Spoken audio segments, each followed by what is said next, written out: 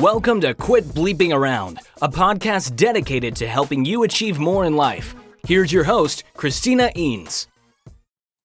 Hey, superachievers. In this episode, I'm interviewing Laura Cox Kaplan.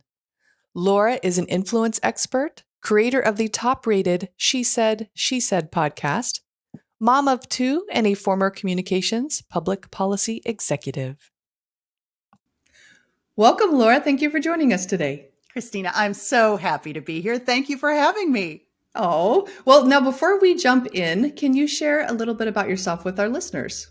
Absolutely. So I am the creator and founder of a media platform and podcast called She Said, and I developed it almost 5 years ago after a pretty significant career pivot. I had left a corporate job and was looking to do something different. So I thought, why not take the network that I had built and share career perspectives with an audience and build an audience.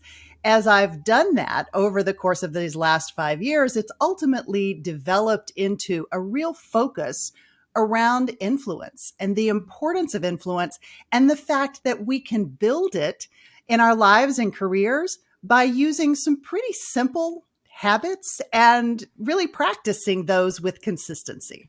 I love that. And I love using our influence powers for good, and all that stuff fascinates me. Yeah. So I know we'll just get a little summary of it today, and people can dive a little further in if they want. But so what do we need to know about using influence? Well, that's a great question. And I think influence, when we hear the word, oftentimes we think social media influencers, we think big, powerful people. And while those things or those people certainly can have influence, we can all have influence. It's something that is readily available and accessible to every single person. And I think what oftentimes we miss about the idea of influence is that it really is about how we build and sustain relationships in our lives, how we interact with others. One of the reasons why I became so fascinated and really infatuated, and this topic kind of came together in an interesting way, is that my career started out in communications, in politics and public policy. My first job was as a press secretary on Capitol Hill.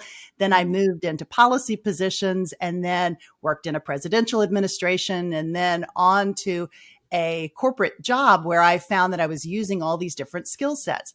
But in every single job, there was this theme of how you develop relationships and how you can influence someone, not in a nefarious way, but from the standpoint of actually getting buy-in for your ideas, getting people to want to listen to you, to want to follow you, to trust you, developing credibility with them. All of those things are really core to how I think about influence.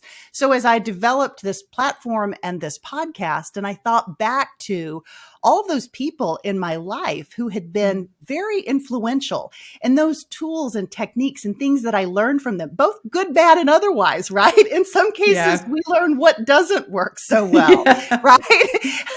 And I saw that. And then as I began to interview guests on the podcast, I saw these themes coming through really consistently week after week. And I would think to myself, oh gosh, that's a great example of building influence from the standpoint of investing in others, of creating our story and curating that story and really being dedicated to your goal. So, ultimately this idea of influence, which is the theme that runs through She Said podcast, ultimately developed in that way.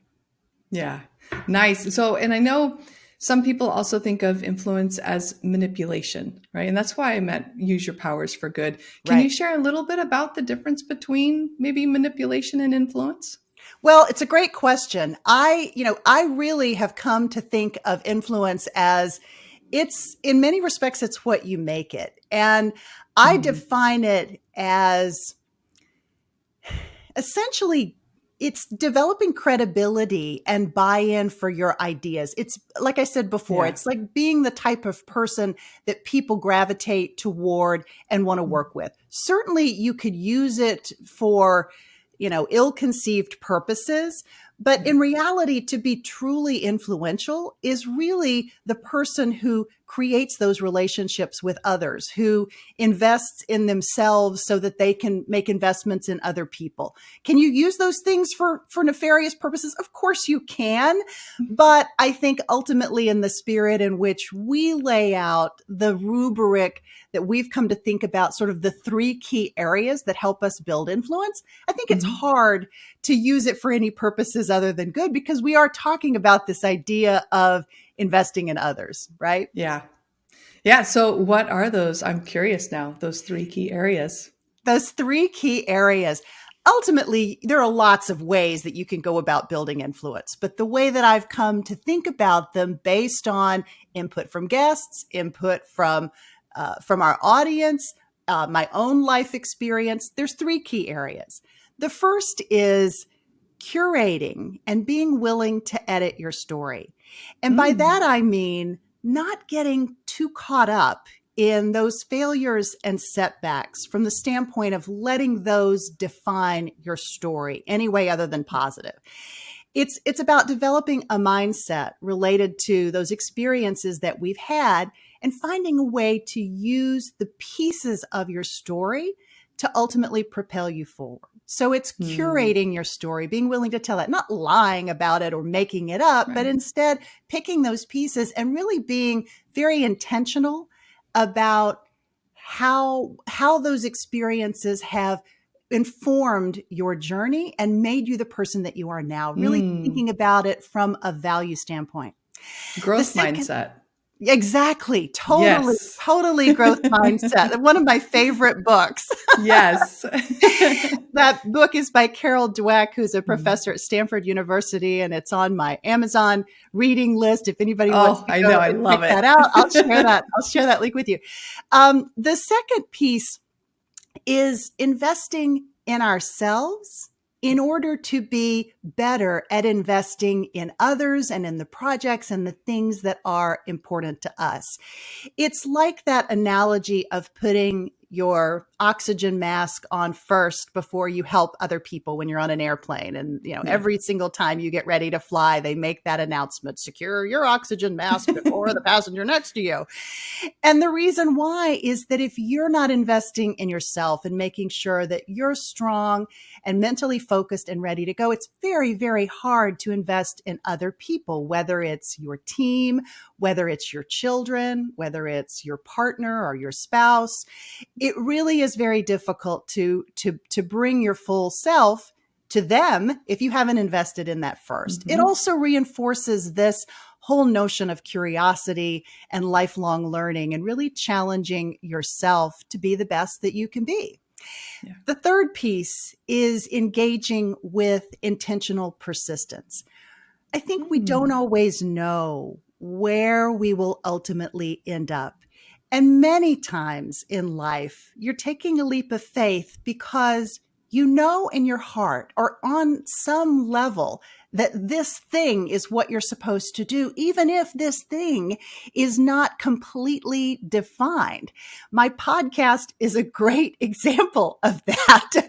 When I left my job, I knew that I wanted to invest in others, and I knew that I wanted to use the skills that I had learned and the experiences I had had in my network. I knew that I wanted to specifically support and empower and encourage other women. Other people, yes. I think everyone can benefit from She Said podcast, but the platform is specifically dedicated to women. But as I was trying to figure out, okay, what is it that I really want to do? I took a teaching assignment. I developed a curriculum. That was great. It really informed the process. And I was doing some public speaking. And a good friend of mine called me up after one of these presentations, and she said, this content would make a great podcast. Okay, Christina, at the time, I had never actually listened to a podcast. Wait, what? This was about 5.5 years ago or so. And I went away and did a little research very briefly and said, you know what? there's something here. I don't know anything about this really, but it feels right to me. And so I took it and we ran with it. We launched She Said, podcast about 100 days after that conversation, built a website, figured out sort of the back end stuff. I had a couple of people who obviously were helping me learn how to do that. And I had a background in broadcast. I have a master's degree in broadcast journalism. So I knew enough about the editing process, although my knowledge was pretty dated. That was from, 15 years before, but the fundamentals were still the same. But I share that example because there was something about the idea and the fact that my friend had said to me, I know you can do this. There's something there in what you're trying to do, right? She gave me that little push, even though she didn't, sort of tell me exactly what it was going to be or what it would look like. That was for me to figure out. But she gave me that push and also gave me that confidence to say, she's right. I can absolutely do this. And I think there's a lot of dimensions in, I think that little story. I think we can be a source of inspiration for other people, oftentimes when we don't even realize it. I don't think by any stretch of the imagination, she had any idea where this would ultimately go. It was just a suggestion on her part. But I think we don't always know which of those pieces of advice or those times when we weigh in and say to somebody, what you're doing is amazing. I think you're great. I think you should think about, you don't know what that message is going to be and how it's going to empower someone else. We can be that spark that ultimately becomes inspiration. I think when we set out to inspire someone, that's probably, a loser's errand, if you will, because we don't know what's going to inspire someone else. Exactly. But if we can be the spark that maybe creates the inspiration that they hear through their own perspective, like that's a really incredible thing. And so hopefully through She Said podcast, we can provide those little sparks that maybe become inspiration and, inspire someone to do something different or to use her power or her talents or her network to help other people. Yeah. Well, I love that you mentioned the term intentional persistence. So I just think that's important, right? When we're going after our goals. And I also love, you mentioned throughout, oftentimes you hear I'm self-made, right? And we know we get things done through people, right? Somehow, some way, either someone ignited a spark in us, right. Or they helped us, right? Launch a podcast in 100 days. Absolutely. I know anywhere I've ever gotten, it's through carefully curating relationships. Can you say a little bit more about that? Absolutely. I think it is such a fundamental core component to building influence. You don't become influential without other people because you're just you, right? If you're not building relationships and sustaining them, and that takes investing time and energy in those relationships, both in the people, in helping others. It's also in creating those connections and really looking for ways that we can collaborate and support each other. It often, too, not to take this into a political direction, because I know this is not a political show, but we are living in a world that is highly polarized and divided, where I feel like that was another sort of reason why this idea of influence to me was so appealing, because people were struggling so much, so much to just get along. Even with close friends and family members, we feel oftentimes very divided. And so I feel like these conversations that we're having around influence and what it means and how we connect with others, it's coming at a really important time when people are struggling with just getting along. And of course, COVID being locked down and sort of semi-isolated didn't really help that, right? Maybe we lost some of the ability that we had of kind of rolling with it and not taking things so personally all the time, but really giving people the benefit of the doubt, stepping back and thinking about what are their intentions or where are they coming from? How can I meet them halfway? How can I listen more than I talk? How can I ask Yes. questions to understand where they're coming from? I think all of this is really core to how I have always thought about influence, whether I was pushing forward a piece of policy or trying to get buy-in for an idea on Capitol Hill or in the administration or even in my corporate job. It was all about sort of listening and understanding where the other side, your opponent, the person who had a difference of opinion, was coming from. How can we meet each other halfway potentially? And those skill sets are relevant whether you're a lobbyist, whether you're a communicator, whether you're building widgets, whether you're running a family, whether you're, whatever, you're running a podcast. It's really an important skill set. Oh, I love that you mentioned listening.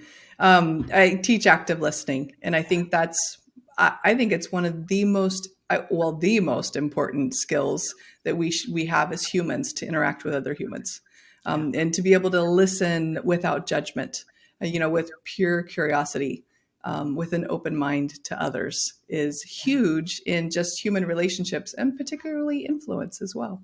Yeah. And I don't think that always comes naturally to people. No, it does not. I think we have to practice that, and we have to tell ourselves, we have to remind ourselves that this is how I'm going to forge a relationship with this person, is by listening. And to your point, asking those thoughtful questions to really understand where they're coming from. Yeah. Yeah. I think most of us kind of sit in the listening to respond, right? Listening to share what I want to share. And okay, you say what you got to say. Let me share what I want to share. Instead of just listening. So I appreciate that you brought that up. Yeah. Anything else that we need to know with influence? I know we're just doing surface level today, but because this is such a rich topic. Yeah, it's such a big topic. I think it is the type of thing that when we practice it with intention, it can really help us thrive. It's not just about getting what you want out of life, although I think that that's true too.